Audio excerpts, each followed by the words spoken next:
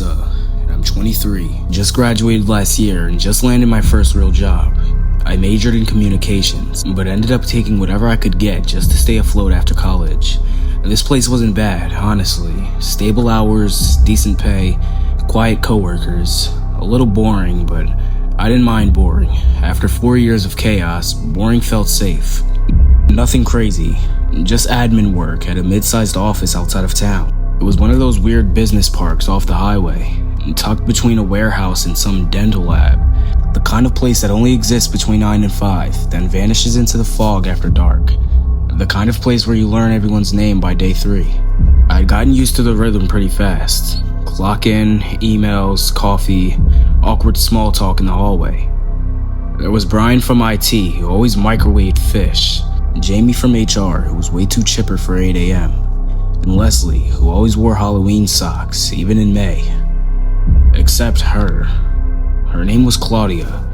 I didn't learn that from her. I saw it once, on an old roster sheet left on the copier. Bottom of the list, no extension, no title, just Claudia. There was this woman who always sat in the break room. Same seat, same blank stare. She'd be there in the morning when I clocked in, still there at lunch, still there at 3 p.m., staring out the window like she was waiting for something to arrive, or maybe leave. She never worked. As far as I could tell, she'd just sit there every day. No laptop, no badge, sometimes a styrofoam cup. Never touched it. I figured maybe she was someone's mom, or a temp that never left. Nobody talked to her. I asked Jamie about her once. She just gave this uncomfortable smile and changed the subject. That's when I realized everyone noticed her, but no one acknowledged her. Until today. I remember checking the clock.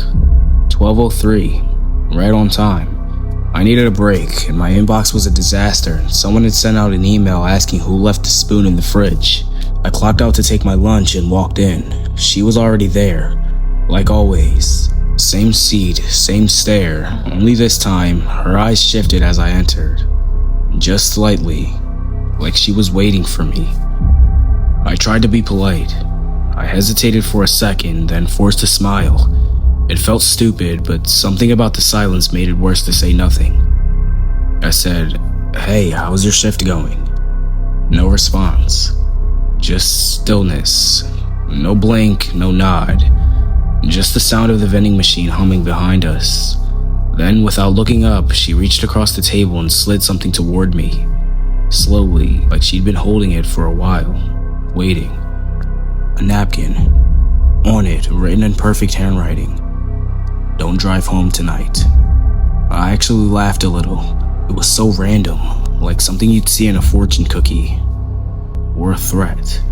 I laughed awkwardly, said, "What?" That's when she finally spoke. "He'll stop you on the road, ask for help." That's how it starts. And the way she said it, like she was remembering it, not warning me. I blinked. "What are you talking about?" She looked up, directly at me. Her eyes were gray, cloudy, but sharp. First time I'd seen her eyes. "I told him no," she said. "That's why I walk with a limp now." I didn't know what to say. I looked down at her legs, then back at her face. She wasn't joking. She was certain. I told her she needed help, that she was scaring people. I was trying to sound calm, but my hands were shaking a little. She didn't argue. She just smiled and said, "You'll stop. They always do. That's how he picks." For a second, I actually considered calling someone. HR, security, anyone. But I didn't. I left the break room. I told myself she was delusional. Just another story to laugh about later. But her voice kept repeating in my head. That's how he picks. But on my drive home that night, the sky was cloudy. Air felt heavy. I had to keep wiping condensation off the windshield. Just before the freeway, before the ramp, I saw someone standing by the side of the road. A man in jeans and a hoodie, head down, thumb out, limping. I thought to myself, this could be the man Claudia was talking about. I just told myself it was a coincidence. Besides, this man really seemed like he needed help. Although I brushed it off, I still kept in the back of my mind what Claudia had mentioned to me earlier. The light turned green, and I slowed down as I approached him. He wasn't looking at me, just facing the ground. His thumb was out, but it didn't feel like a real gesture. It felt rehearsed. As I got closer, I started to notice little things. He was wearing a backpack. It looked full, but not heavy. The way someone packs when they don't plan on staying long. And he was limping. Yeah, but it wasn't the kind of limp you get from an injury. It was like he wanted me to notice it. That's when I realized something was off. He didn't have a sign. He didn't wave. Didn't even look up at the sound of my car. Just stood there, like he was waiting for something specific, like me. I drove past him. I didn't even decide to do it. My foot just stayed on the gas. I kept my eyes straight and my hands tight on the wheel. For a second, I felt this rush of relief, like I just passed a test without realizing I was taking one. Then in my rearview mirror, he turned around, lifted his head. He pulled a machete from underneath his hoodie and took a big swing at my right rear tire, trying to slash it. I floored the gas, went straight home, not even checking my mirrors. I couldn't sleep that night. I just kept thinking to myself, what would have happened if I actually stopped to help the man? Would I have even made it back to work the next day? Would I even make it home at all? The next morning, I didn't even want to go in. I almost called out sick, but part of me needed to know, was Claudia there? I walked into the office and past the break room. Empty, not a single sign she'd ever been there. Later that day, I asked Jamie, the same girl from HR, "Hey, do you know if Claudia's in today?" She paused, gave me this weird look, and said, "Who?" I said, "Claudia, you know, the woman that's always in the break room." She stared at me for a second, then shook her head. "We haven't had a Claudia on staff since, I think, before I started. Why?" I didn't answer, just smiled, nodded, and walked back to my desk.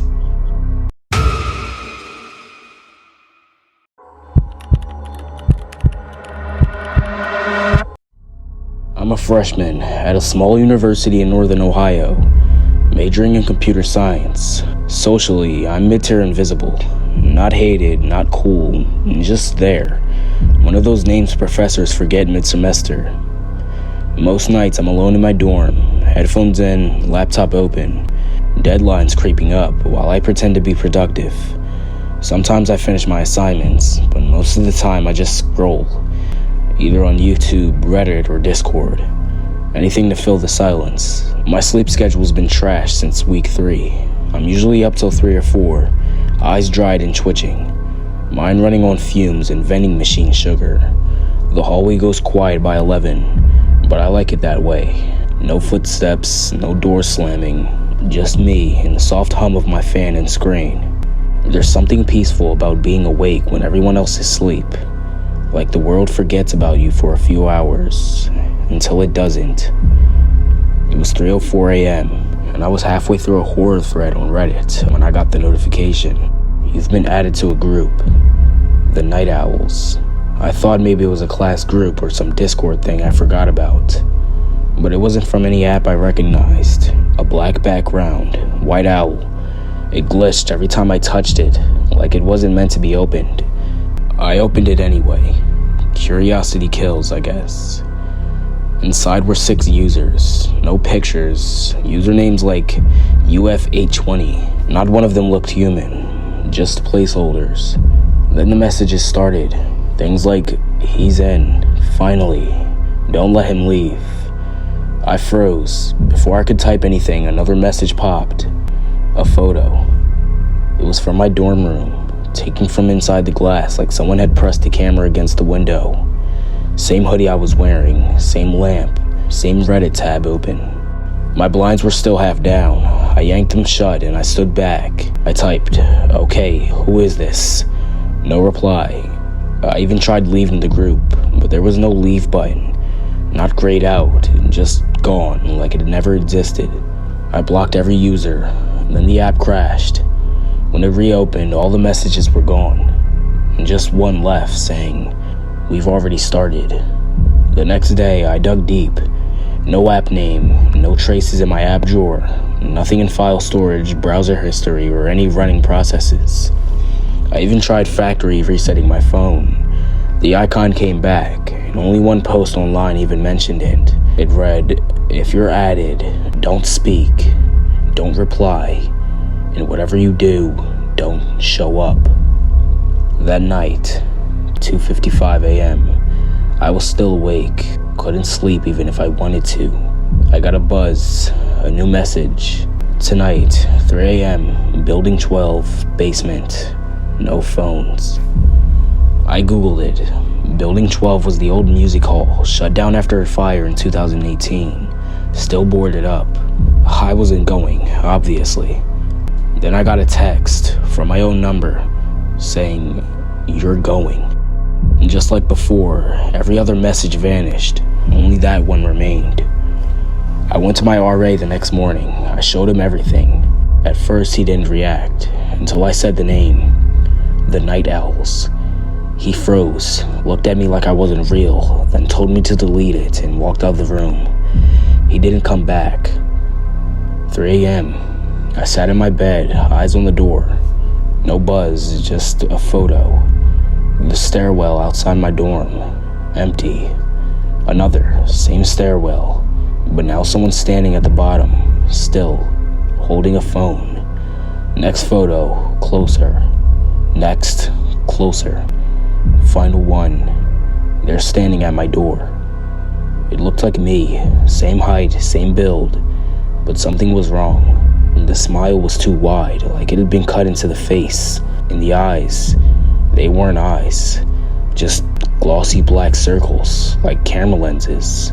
Then my screen went black. I replaced the phone, changed numbers, and even moved dorms. That didn't matter, because last week, the app appeared again. Different icon, no owl this time, just a white screen with no name.